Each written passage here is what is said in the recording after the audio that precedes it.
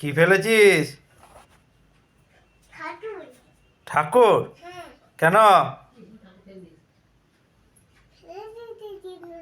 কোথা থেকে ফেলেছিস? কই কোনখান থেকে দেখা তো? কোথায় পড়েছিল? নিয়ে আয়।